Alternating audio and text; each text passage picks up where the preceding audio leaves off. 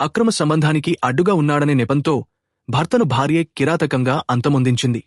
నిజామాబాద్ జిల్లా మక్లూర్ మండలం బోర్గాం గ్రామంలో సభ్య సమాజం తలదించుకునే ఘటన వెలుగుచూసింది.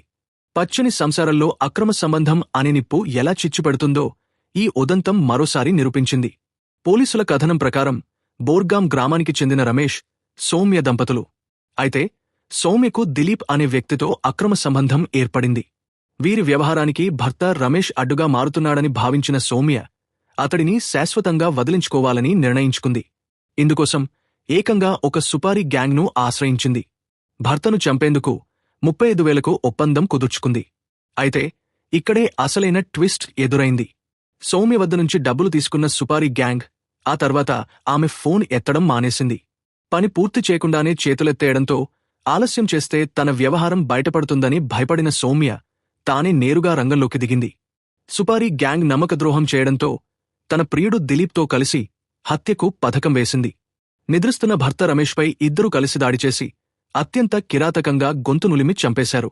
ఎవరికీ అనుమానం రాకుండా కథను అల్లే ప్రయత్నం చేసినా రమేష్ మృతిపై కుటుంబ సభ్యులకు అనుమానం రావడంతో పోలీసులకు ఫిర్యాదు చేశారు.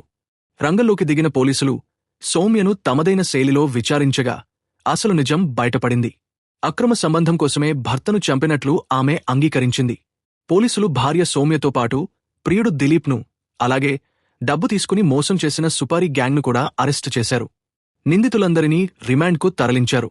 ఈ ఘటన ప్రస్తుతం జిల్లాలో చర్చనీయాంశంగా మారింది. క్షణికావేశంలో తీసుకునే నిర్ణయాలు, అక్రమ సంబంధాల పట్ల వ్యామోహం పచ్చని సంసారాలను వల్లకాడుగా మారుస్తున్నాయి. భర్తను చంపడమే కాకుండా తన జీవితాన్ని కూడా చీకటి మాయం చేసుకున్న ఈ మహిళ ఉదంతం సమాజానికి ఒక హెచ్చరికగా నిలుస్తోంది. వైవాహిక జీవితాన్ని విస్మరించి దారి తప్పే ప్రవర్తన వల్ల చివరకు మిగిలేది జైలు శిక్ష మరియు అవమానమేనని పోలీసులు హెచ్చరిస్తున్నారు. తాజా సమాచారం కోసం లైక్ చేయండి, సబ్స్క్రైబ్ చేయండి, నోటిఫికేషన్ల కోసం గంట సింబల్ ఆన్ చేసి పెట్టండి.